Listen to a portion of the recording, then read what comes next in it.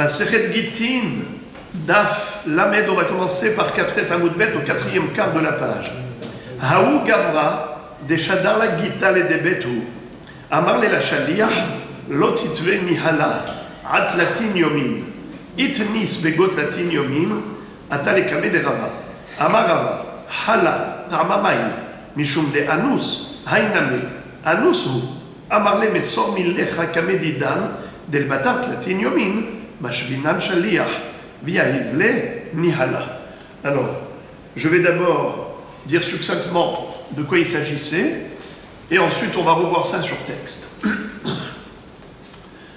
On est toujours dans le Inyan de Shaliach, Ose Shaliach.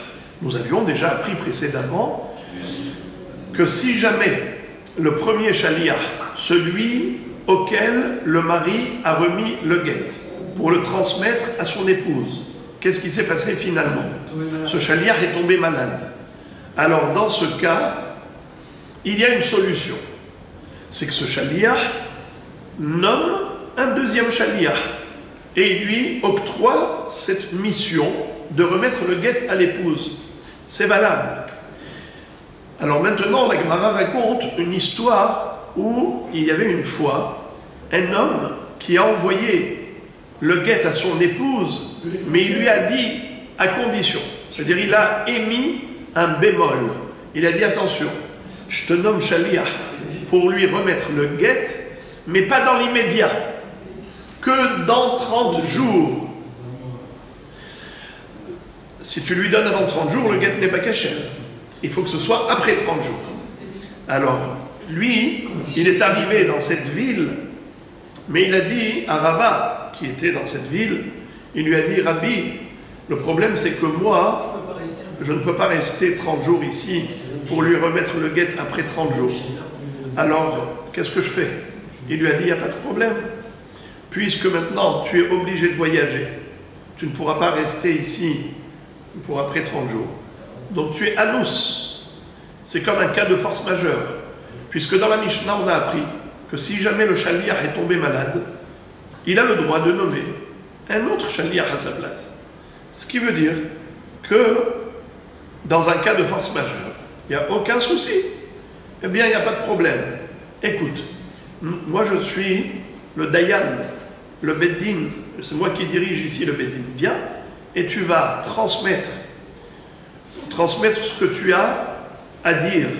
Et nous, on va remplir ta mission. C'est-à-dire que nous, on va être le Shaliach numéro 2. Regardez ça. Lisons. Haou Gavra, des Shadar les Gital et des Betou. Il y a une fois un homme qui a envoyé le guet à sa femme. Amar la Shaliach. Il a dit au Shaliach, Lotitve Nihala Tlatin Yomin. Ne lui remets pas le guet jusqu'à 30 jours. Itnis Bego Tlatin Yomin. Il a eu un honès, un cas de force majeure, pendant les 30 jours. Atal et Kameh de Rava. Il est venu devant Rava pour lui poser la question, a-t-il le droit, oui ou non, de nommer un second Shaliach? Amar Rava. Rava a répondu, la Mishnah, qu'est-ce qu'elle nous a dit? Hala, que s'il est tombé malade, il peut nommer un deuxième Shaliach. Et pour quelle raison? Hala tamamai, mishum de anus. Le hala, c'est pas uniquement s'il est tombé malade, c'est juste un exemple de honès. Alors peu importe quel cas de force majeure. Toi aussi, tu t'appelles Anus. Hainami, Anusru. Alors, Mesor Milach Kame Didan. Qu'est-ce que ça veut dire Mesor Milach Kame Didan? Transmets tes paroles devant nous. C'est quoi? C'est quelle parole? De quelle parole? Bravo! Puisqu'on est en Babylonie, donc il faut dire Mefanai Nirtav ou Mefanai Nehtam. Alors il lui a dit, transmets ce que tu as à dire devant nous, de dire Mefanai Nirtav ou Mefanai Nehtam, et nous, on est Beddin, et on va pouvoir ensuite nommer un autre Shaliach. Del Batat Latin Yomin, après 30 jours, on va nous nommer un Shaliach qui va être le Shaliach Beddin, via Ivle Nihala, et le second Shaliach va remettre le guet à l'épouse après les 30 jours comme le souhaitait le mari. Voilà. Tout va bien? Bien sûr. Et pourtant, Amrou les Rabbanan les Rava, Vehashaliach shelo nitan le girushin hu. Comment ce shaliach peut nommer le Beddin comme étant le responsable de la nomination d'un nouveau shaliach?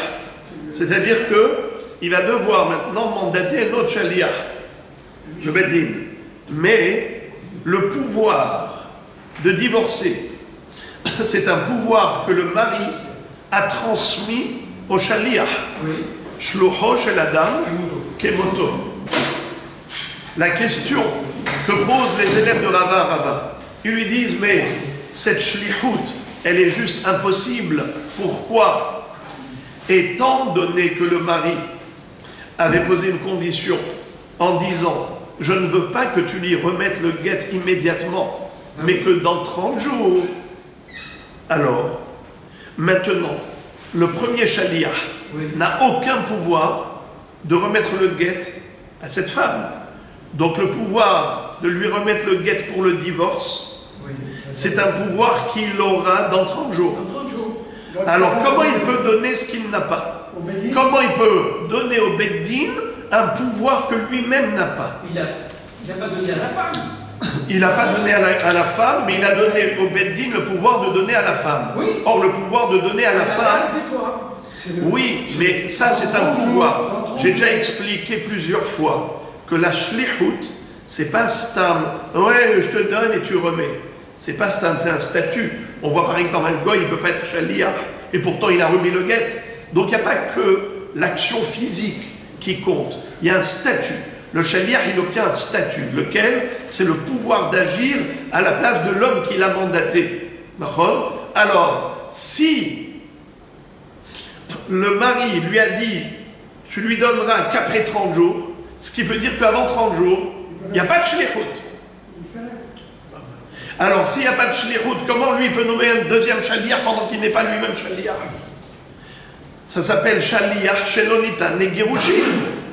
Et si c'est un shaliach shelo nitan le girushin, comment donc elle va être divorcée? Il a dit à Rava, vous en tant que dayanim, vous allez remettre à un autre shaliach. Mais comment il peut maintenant transmettre la shlichut? Mais maintenant, il n'y a pas de shlichut. Ça s'appelle shaliach shelo nitan le girushin. Maintenant, il ne peut pas faire girushin. Et le Beddin, il peut pas. Le Beddin non plus. Depuis quand le Beddin va divorcer une femme, c'est le mari qui divorce. Le mari, le Beddin, le Beddin ne fait qu'une seule chose. C'est juste recevoir la edout de Befanai Nirtav ou Befanai Nirtav. C'est tout. C'est juste pour être sûr que le guet a été fait en bonne et due forme. C'est tout. Mais le Beddin ne se substitue pas au mari. Quand le Beddin il commence à divorcer des guettes, alors, regardez bien. Le Beddin ne distribue pas de guettine. Alors maintenant, la Gemara répond ainsi. Elle dit que Rava a répondu à ses élèves. Amar lehu. Kevan del batar tlatin yomin matzi megaresh ke shaliach shenitan le girushinu. Rava dit quelque chose d'extrêmement subtil. Il dit qu'il y a le potentiel de girushin.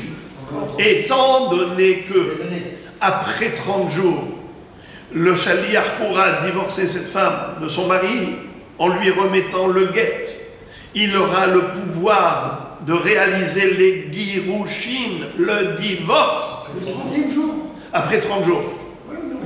Alors, étant donné qu'après, il aura ce pouvoir, concrètement, aujourd'hui, il a potentiellement.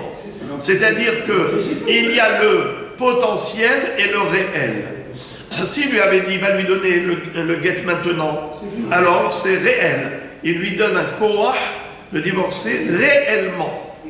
Mais si il lui dit, donne-lui que dans 30 jours, alors il lui donne un koach qui n'est que le potentiel de la répudier après 30 jours. Mais il y a quand même quelque chose, un pouvoir potentiel. Cette potentialité, c'est quelque chose qu'il détient aujourd'hui, et c'est cette potentialité de pouvoir de divorcer cette femme qu'il a retransmis au Beddin, qui vont ensuite conférer au deuxième shaliach. Voilà pourquoi ça marche. La Gemara ouvre une parenthèse, elle pose une question subsidiaire. Elle dit Velihush, Shema Pies. Comment ça se fait que le bonhomme, il peut aller apporter le guet à cette femme? Ne parlons pas maintenant de shaliach ou c'est shaliach, oublions. Parlons du premier shaliach.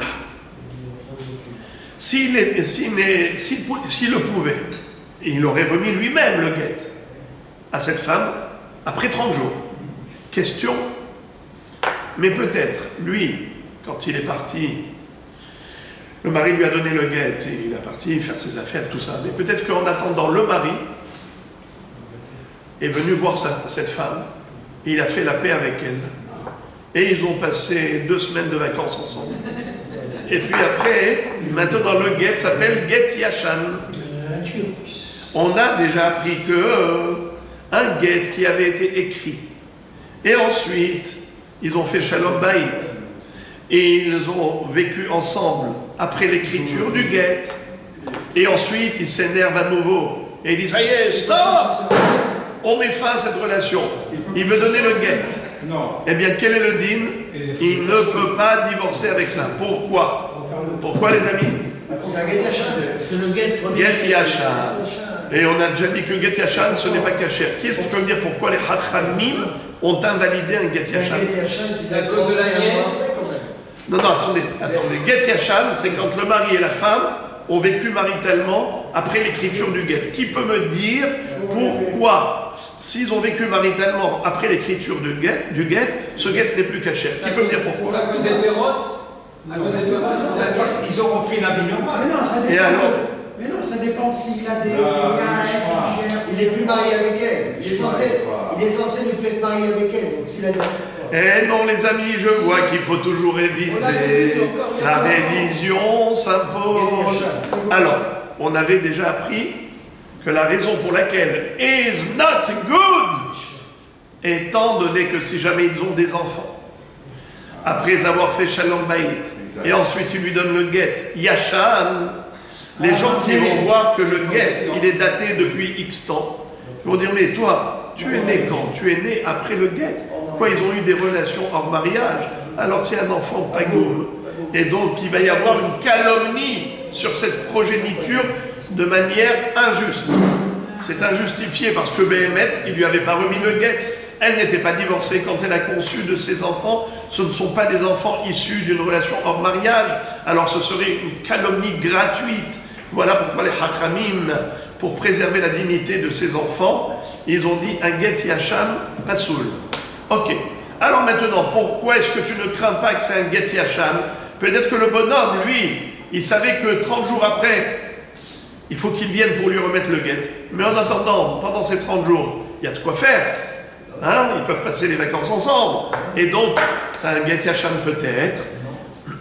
Et pour rajouter de l'eau au moulin de cette question, il cite une Mishnah qu'on verra Be'ezrat Hashem dans le Daf Ayin Vav. Milotenan. מעכשיו אם לא בתים מכאן ועד 12 חודש ומת בתוך 12 חודש הרי זה גט ואבינן בה וניחוש שמא פייס ואמר רבא בר אבונה אחי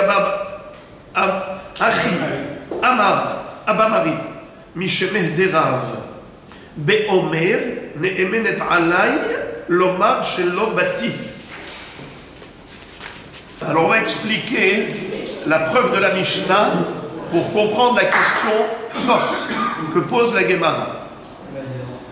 Quelle est la preuve de la Mishnah dans Daf Ayin Vav comme quoi il y a lieu de craindre Shema Pies, que peut-être le mari, pendant ces 30 jours, il a séduit sa femme et il a passé avec elle un moment. Alors maintenant, quand le chaliar va venir lui remettre, en fait il lui remet un get yashan, un get qui est pas soul. Et quelle est la preuve qu'il faut craindre cela? C'est qu'il y a une Mishnah qui nous dit que si un homme donne le guet à sa femme à condition, il lui dit écoute, je te donne le guet aujourd'hui, tu seras divorcé à partir d'aujourd'hui, à condition que je ne revienne pas d'ici 12 mois. Si d'ici 12 mois je ne suis pas revenu, eh bien, tu es divorcé rétroactivement depuis aujourd'hui. La halakha, elle est qu'elle est divorcée, figurez-vous dans quel cas, même dans le cas où il est mort. S'il était vivant, il n'est pas revenu, bon voilà, c'était ça la condition. Mais imaginons qu'il est mort pendant les 12 mois. Il est mort pendant les 12 mois. Est-ce qu'il est revenu après 12 mois? Eh bien non, il est dans sa tombe. Et malgré tout, elle est divorcée rétroactivement. Pourquoi elle est divorcée rétroactivement? Car la condition c'était, tu es divorcé si je ne suis pas revenu d'ici 12 mois. Il n'est pas revenu. Elle doit attendre pendant 12 mois. Ça veut dire qu'il est libre. Non, Elle est libre rétroactivement. Elle est pas libre, ça. Elle est divorcée rétroactivement. Elle n'a pas un statut de veuve, Ah, voilà. elle a un statut de divorcée. Elle ne pourra pas épouser un Cohen. Pourquoi? Car cette femme-là, elle avait un guet rétroactif, puisque la condition s'est remplie. Ok, maintenant la Guémara pose la question là-bas, et elle dit, mais comment se fait-il qu'elle est divorcée avec un guet pasoul? Guet pasoul? Eh bien oui, parce que peut-être que pendant les 12 mois, il est revenu, et il a passé un moment avec elle, et après ça donc c'est un guet yachat. S'ils ont fait shalom bayit en attendant, comment se fait-il qu'on dit qu'elle est divorcée rétroactivement, puisque la condition a été remplie, il n'est pas revenu? Réponse, nous dit la Gemara, qu'on parle d'un cas spécifique. Un cas spécial. C'est où le bonhomme a dit, devant le Beddin, Ne'emenet alai l'omar chez l'obati. Si elle dit que je ne suis pas revenu, eh bien, il faut la croire. Je ne pourrai jamais revenir et dire que je suis revenu pendant le Zman. C'est-à-dire, si le mari vient et il dit « Et au Rabotai, je suis revenu pendant les 12 mois, on a même passé des vacances, 2 semaines de vacances ensemble pendant les 12 mois. » Et elle dit n'importe quoi, menteur. Pendant ces 12 mois, je ne t'ai pas vu. Qui a raison, elle ou lui? Elle. Pourquoi elle? Mais c'est parole contre parole. C'est que lui, il a verrouillé ses paroles à elle. C'est-à-dire, il les a confirmées en disant au Bédine, si un jour, si jamais un jour, cette dame prétend que je ne suis pas revenu, et moi je prétendrai que je suis revenu, entre elle et moi, c'est elle qui a raison. Donnez-lui à elle le raison. Donc ça veut dire que vraiment, on parle d'un cas super spécial. Alors, ça veut dire que sans cela, il y a lieu de craindre qu'il est revenu pendant les 12 mois. Alors là aussi, il y a lieu de craindre qu'il est revenu pendant les 30 jours. Pourquoi tu dis que le guet est cachère d'emblée? À cause de cette question, Rava a eu honte, Ersif. Il a dit, quelle honte! J'ai dit que le guet était cachère en disant au Shaliach, vas-y, donne-nous le guet et nous on le donnera à une autre personne après 30 jours. Mais pendant les 30 jours, peut-être que le mari est venu. Aïe, aïe, aïe, aïe, aïe, aïe, aïe. Comment j'ai oublié la Mishnah dans Dafarin Vav. Il a eu honte. Mais Akadosh Baruch Hu lui a montré que Hachem protège les tzadikim de l'erreur. Et voilà ce qui s'est passé. Les Sofiglaï Milta de Arusa Rabay. En fait, il s'est avéré que ce n'était pas une femme mariée, mais uniquement fiancée. Quelle est la différence entre fiancé et marié? Les deux ont besoin d'un guet. Car quand le fiancé c'est Ariat, mais 12 mois plus tard, on faisait la choupa et les sheva brachot, nisu'in. Mais les deux ont besoin d'un guet. Mais malgré tout, par rapport à la possibilité que le mari vienne faire shalom bayit, c'est-à-dire qu'il ait langui son épouse et qu'il veuille reprendre avec elle, c'est beaucoup plus fort lorsqu'ils se sont séparés d'un mariage que séparés de fiançailles. Parce que mariage, ils ont déjà eu une vie ensemble, et donc il peut avoir une nostalgie, il dit bon, allez, on fait shalom bayit.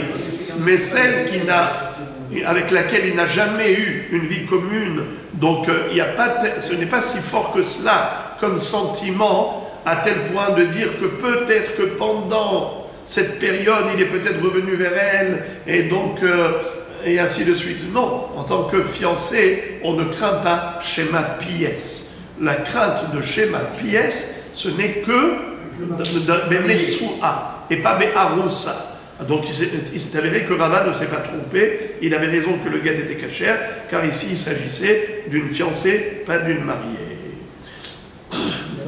C'est comme ça qu'il a dit. Les Sofiglaï Milta de Aroussa Havai, de Amarava, Imamru, Benesua, Yomu, Be'aroussa. Si Hachamim ont dit qu'en effet, pour une Nesua, il y a lieu de craindre que c'est un guet Yachal, mais on ne craint pas cela pour une Aroussa, car il n'y a pas suffisamment d'attachement sentimental pour craindre que pendant cette période il est revenu. Amarava, Havadai Kamibaryalan, Kimajou Bedin Shaliach Befanav, Oshelo Befanav. Rava a dit, j'ai un safek, j'ai un doute.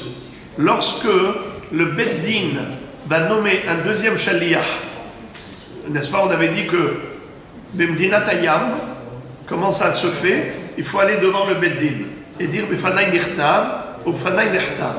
Ensuite, qu'est-ce que va dire le Beddin va dire tout simplement, en nommant le Shaliach, va dire Ani Shaliach Beddin. Tout va bien, on sait qu'il a dit Befanai Nirtav ou Befanai Nirtav. La question, est-ce que le Beddin, quand il nomme le deuxième Shaliach, ça doit être devant le premier Shaliach ou bien même à son insu? C'est le safek de Rava. Rava dit, c'est pas précisé dans la Mishnah, donc je voudrais bien savoir, est-ce qu'il y a une nécessité que ça se fasse devant le premier Shaliach? Le premier Shaliach, il doit venir devant les Beddin pour dire que quand il dit Befanai Nirtav, il faut que le deuxième Shaliach entende Befanai Nirtav, Befanai Nirtav. Regardez le premier hachis de la page. Ki mashvu beddin shaliach befanav ou shelo befanav, mi ba'e befanav. Est-ce qu'on a besoin que ce soit fait devant lui, devant shaliach kama, ou afilu shelo befanav, ki gonzeshu anus, veno yachol le'akef kan veyelech ledako. Par exemple, celui-là, qui leur dit, moi je ne peux pas rester ici, je dois partir, je ne peux pas rester 30 jours. Alors on va nommer le deuxième shaliach. Est-ce que ce deuxième shaliach, il faut le nommer devant lui? Que le deuxième shaliach entende du premier shaliach quand il déclare devant le Beddin, Befanai Nirta, Befanai Nirta.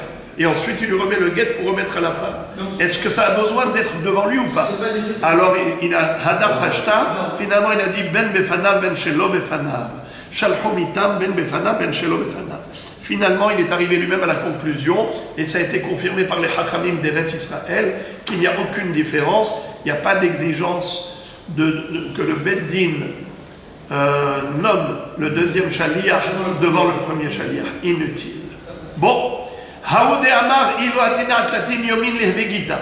Il était une fois un homme qui a donné le guet à sa femme, il lui a remis en main propre, et il lui a dit, ce guet ne sera valide que si je ne reviens pas dans 30 jours. Mais si je suis revenu pendant les 30 jours, le guet est invalidé. Ça veut dire qu'il y a une condition. Si je reviens pendant les 30 jours, le guet est invalidé. Ça ne sert à rien ce que je t'ai donné, c'est un bout de papier. Mais si d'ici 30 jours je ne suis pas revenu, eh bien, ce guet depuis maintenant, il a toute sa valeur, toute sa validité. Ata ou paske mavra. Voilà que cet homme est arrivé et le pauvre, il s'est retrouvé coincé devant le fleuve. Et généralement, pour entrer dans cette ville, il fallait traverser le fleuve avec une navette.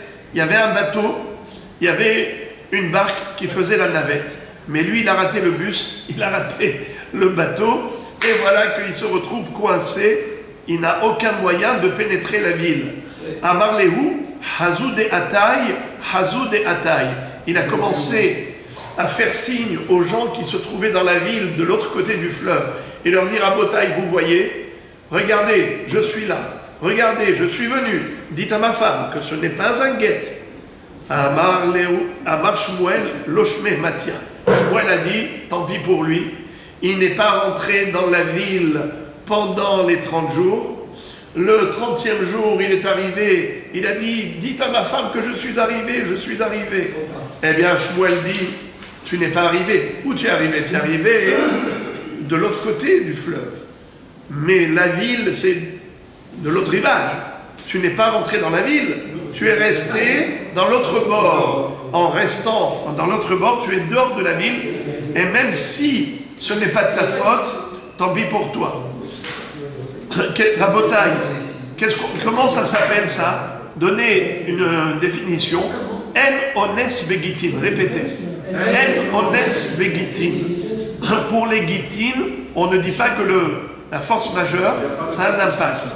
Le bonhomme là, bien sûr c'est un cas de force majeure, mais ça ne marche pas pour le guet. C'est pas parce que c'était un cas de force majeure qui peut dire « moi je voulais revenir ». Le problème c'est qu'il n'y avait pas de bateau pour traverser le fleuve. Donc c'est pas de ma faute, je suis anous. C'est un cas de force majeure. Alors prenez en considération ma situation. Shmuel dit « zéro ». En ones begitin, on ne prend pas en considération des cas de force majeure pour dire ce n'est pas de sa faute. Lui, il voulait remplir la condition, il voulait revenir, c'est-à-dire il voulait revenir pour annuler la condition. Ce guet est un guet à condition qu'il n'est pas revenu. Alors lui, qu'est-ce qu'il fait? Il dit je veux revenir pour annuler la condition, pour annuler le guet. Mais finalement, il n'a pas pu annuler le guet. Pourquoi? Parce qu'il n'a pas pu annuler la condition. Il était retenu. Alors, est-ce qu'on va avoir pitié de lui? Il dira, le pauvre, il est anous. En ones begitin. Alors, ça c'est Amar Rav Yosef. Maintenant, une autre. Hein? C'est la fin de la... Oui, mais en fait, c'est depuis maintenant Rashi. Regardez Rashi.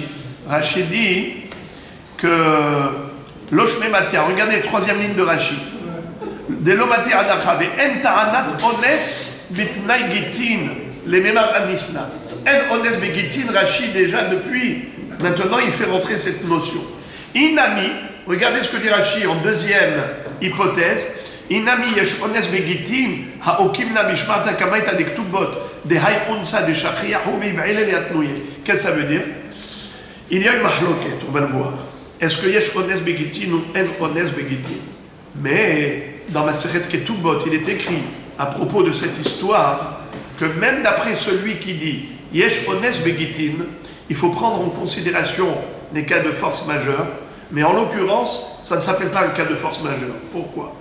Car l'absence de bus, l'absence de taxi à la station de taxi, à l'époque c'était les navettes pour traverser le fleuve, c'est quelque chose qui arrive souvent.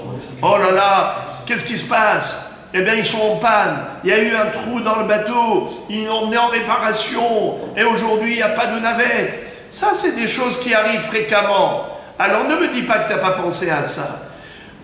Même si on prend en considération un Onès, mais quand c'est un vrai Onès, mais un Onès qui était prévisible, ça ne s'appelle pas un vrai Onès. Donc dans ce cas-là, il ne peut pas dire « Rabotaï, c'est pas de ma faute, je voulais revenir, mais je n'ai pas pu ». Eh bien monsieur, premièrement, il y a une chita qui dit « En Onès begitin », et même d'après celui qui pense que « Yesh Onès begitin », en l'occurrence, ce n'est pas un vrai Onès. Encore une histoire. « Haoud et Amar Lehu, ilo payas nala ». Un homme qui avait donné le guet à son épouse, mais il a dit, c'est juste parce qu'elle est très énervée, elle veut absolument divorcer, je lui donne le guet maintenant comme elle hurle, je lui donne, mais je voudrais que ce guet ne soit validé que si je n'ai pas réussi à la séduire d'ici 30 jours. Mais si d'ici 30 jours j'ai réussi à la séduire, alors je ne voudrais pas que ce soit un guet validé. Azal Piissa velo ipaïssa. L'histoire raconte qu'il a été pour la séduire, elle n'a rien voulu entendre parler. Il dit laisse-moi tranquille. Amar Rav Yosef, miyahiv la tarkera de dinare velo ipaïssa.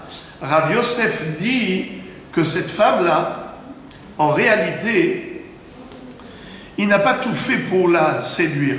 Est-ce qu'il lui a donné 3 cabines d'or? S'il lui avait donné 3 cabines d'or, en lui disant voilà, je t'achète des bijoux et des bijoux, eh bien, C'est qu'il veut vraiment la séduire. hein? C'est qu'il voulait vraiment la séduire, sinon. Oui, ça veut dire qu'il n'a pas mis tous les moyens. Ça veut dire que cet homme-là, C'est pas investi. il ne s'est pas vraiment investi. Dans le sens où, si vraiment il voulait la récupérer, eh bien, il aurait réussi. Regardez, Rashi, Mia Ivlata Kevan et Dinare, Velo Ipaïsa, Kevan Shelo Asaken, Nimtsa Shelo Peïsa. Premièrement, dit Rashi, que c'est ça la kavana de. Comment il s'appelle? De Rav Yosef. Rav Yosef, ce qu'il voulait dire, il n'y a pas mis tous les moyens. Parce qu'un homme qui veut vraiment récupérer sa femme, il sait comment la séduire. Qu'il lui mette 3 kilos de bijoux, tu vas voir. Maintenant, tu vas me dire, ouais, mais il n'avait pas assez d'argent. Comment tu veux qu'il fasse? Il va s'endetter toute sa vie pour ça. Alors, Rachid dit, en ones begitin. Filou, regardez comment dit Rachid. Et même si, pas piché en lo amrinan anis, de en adam yachol liton ones bitnai shel get, avec gita. Et donc le get est un get, elle est divorcée. Et Kade Amré, deuxième version de cette même histoire, Amar Rav Yosef, Mide Tarkeva de Dinare Bae Lemitavla, Hapeisa Velo Ifaisa, Hakemande Amar Yeshones Begitin, Hakemande Amar Enones Begitin. Qu'est-ce que ça veut dire? D'après la deuxième version, au contraire, Rav Yosef a dit que le guet n'en est pas un. Pourquoi? Parce que ce pauvre bonhomme, il a fait ce qu'il pouvait faire. Qu'est-ce que tu vas lui demander? Qu'il lui apporte maintenant 3 kilos d'or, 3 cabines d'or? Il a fait ce qu'il pouvait. Mais il n'a pas plus, il n'a pas d'argent. Qu'est-ce que tu veux qu'il fasse? Regardez Rachid. Atutar keba de dinare baile mitavla, ve'are enlo, ve'anusu, de'apisa be'mashbiya ason ve'lo ifaisa, ve'lo avegita, de'yesh ones begitin. Alors la Gemara dit, la mahloket entre les deux versions de Rav Yosef, c'est la fameuse mahloket, est-ce que yesh ones begitin ou en ones begitin? Quand quelqu'un donne le guet à sa femme à condition de 3 points de suspension, et finalement, pour raison X, il n'a pas pu accomplir, la condition n'a pas pu être accomplie. Eh bien, dans ce cas, est-ce qu'on prend en considération la force majeure? Alors il y a ceux qui disent oui, il y a ceux qui disent non. Eh bien c'est ça la marche. Celui qui va dire que ce guet est cachère, parce qu'il dit qu'est-ce que tu veux qu'il fasse? Lui il a essayé de la séduire, rien à faire, elle veut rien entendre parler. Tu veux aussi maintenant qu'il lui apporte 3 kilos d'or? Il n'a pas ça, d'où tu veux qu'il les sorte?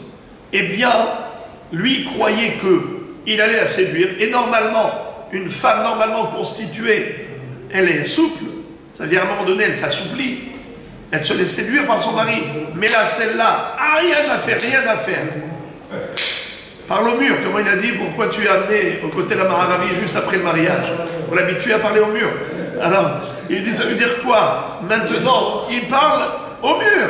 Rien, il ne veut rien entendre. Alors quoi, maintenant tu vas lui dire, apporte 3 kilos d'or? Non, il n'est pas obligé de faire ça, dans le sens où il n'a pas. Alors, il est anous.